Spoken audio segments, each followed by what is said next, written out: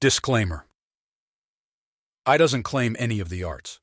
All the pictures shown belongs to the respective artist and company. If you are original owner and want me to remove the video, I will do it immediately. Just send me an email to inform me. And if you like my content, please subscribe to my channel. A few days later, Jin-hyuk and Vulcan went up to the 10th floor. The first people who tried to climb the tower had made this floor their home. Near that city, there is a portal that allows climbers to leads back to Earth. Those who had given up on climbing now lived in the biggest city on the first 100 floors. Jin-hyuk decided to sell the rest of his loot, planning to buy potions and other useful things.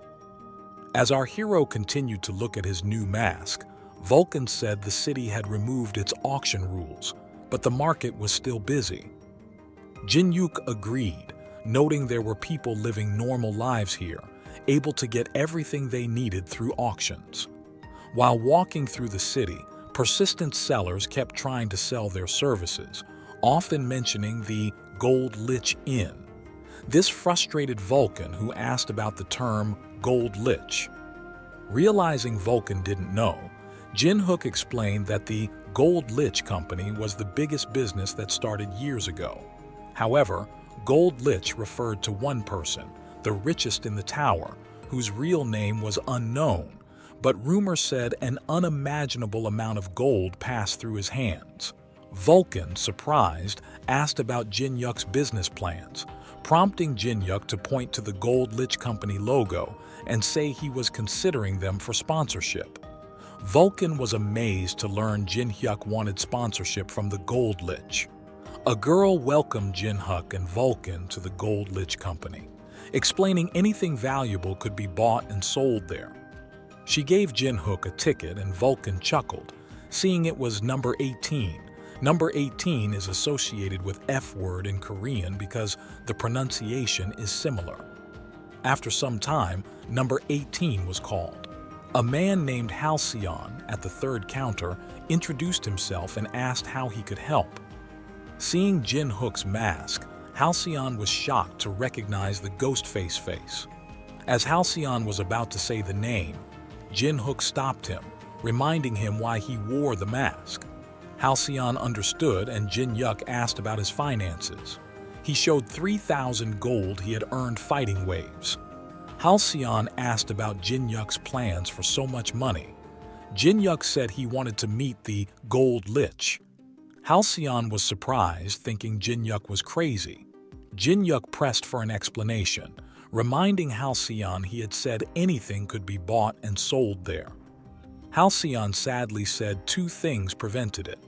The Gold Lich was very busy, and Jin-hyuk's 3,000 gold was far too little for his time. Jin-hyuk asked how much was needed for a meeting.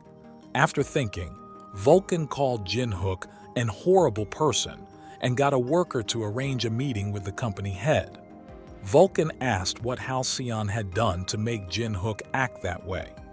Jin-hyuk challenged Vulcan to suggest another way to meet the Gold Lich. At a door, Jin-hyuk wondered if this was it. He knocked and introduced himself as Ghostface. A voice inside invited him in, revealing a man seated who said he was Puppet, the 10th floor Gold Lich manager. Puppet greeted the super rookie and asked about Jin-hyuk's desire to meet the Gold Lich.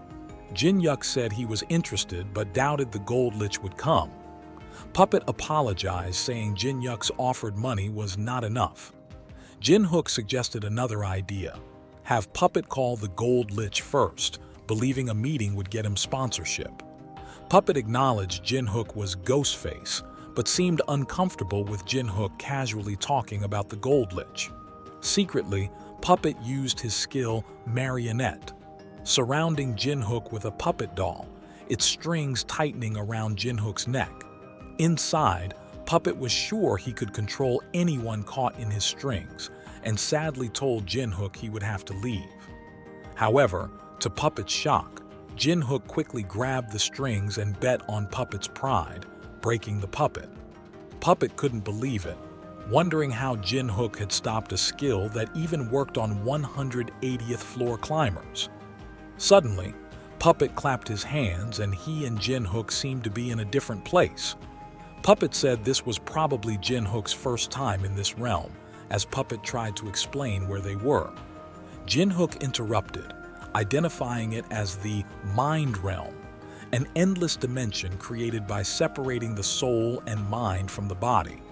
Inside, Puppet questioned how a 10th floor climber like Jin Hook knew about this secret realm.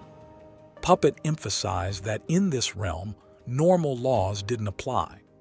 It was a place where you had to rely on your life experiences and soul strength to fight. With a threatening attitude, Puppet said if Jin Hook wanted to win this fight, he should try to arrange a meeting with the Gold Lich. Puppet trapped Jin Hook in his strings again, but this time Jin Hook smirked and confidently stated, "The power of experience and soul, you can't beat me." Puppet, on the other hand, couldn't understand how a new person on the 10th floor had such deep knowledge. Our hero seemed as smart as at least a 100th floor climber, maybe more. Recognizing Jin Yuk as his equal, Puppet knew he needed a better plan right then. He called his puppet dolls, an army surrounding Jin Yuk. Puppet explained that, in the mind realm, experience meant strength, and these were puppets he had gained through his experiences. He said that to go above the 100th floor, he had made these puppets as strong as a 50th floor climber when filled with mana. Feeling very confident, Puppet said the winner was already decided when Jin Yuk entered the mind realm. He then told his puppets to attack Jin Yuk from all sides, covering him. Thinking it was over, Puppet told Jin Hook that mind realm injuries didn't affect the real world. Suddenly, a huge explosion happened behind Puppet, and he turned around worried, realizing magic was involved. Out of the dark smoke came a scary purple shadow turning into a skeleton mage. Puppet recognized it as the Lich Mage and panicked, wondering why a 100th floor boss was here. Jin Hook said it wasn't as simple as Puppet thought. While Puppet wondered why his puppets were failing, in a threatening tone, Jin Hook, now in his past life form, explained that making a dead person in the mind realm took time. He assured Puppet it wasn't as straightforward as he believed. Jin Yuk found Puppet's puppet army laughable compared to his undead forces, a true powerful army.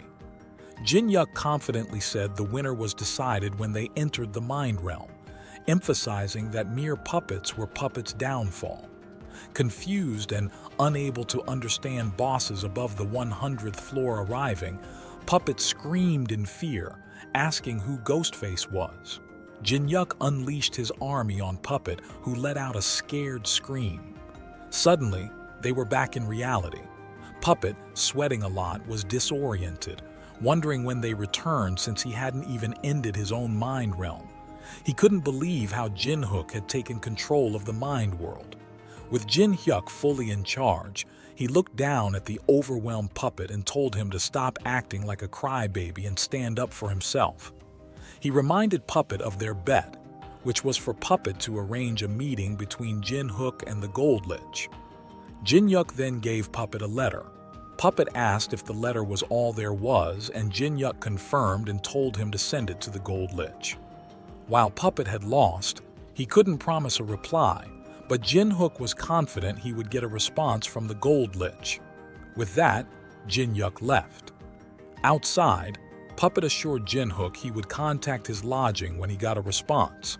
Jin Yuk simply said, "Okay," as he left. Puppet and Halcyon bowed, telling Jin Yuk to return safely as night fell. Vulcan suggested they go back and rest, but Jin Yuk questioned this and asked if there was somewhere else they needed to go. Vulcan, confused, asked if there was another destination. Jin Yuk, grinning mischievously, pointed out it was inefficient to wait for the Gold Lich when they had time. He emphasized needing to fulfill their guild duties. The scene shifts to the White Swallow Guild House lobby on the first floor. A blonde girl asked her friend how high she had climbed. Her friend said 57th floor. The blonde girl couldn't understand why they were stuck on the 10th floor, questioning who would dare enter the main door of their Holy Kingdom guild. Suddenly, Jin Hook opened the door, shocking the girls. Quickly recovering, they professionally welcomed Jin Hook to the White Swallow, asking why he was visiting. Jin Yuk, acting, smiled widely and said, "Raiding alone is too hard, so I want to join the guild." Thank you for watching this video until the end. Support this channel by liking this video and subscribing the channel. And if you want me to recap another manhwa or manga, write its name in the comments section. And if you want to know that what happened in previous chapters, you can watch them in this channel. Stay tuned for next chapters.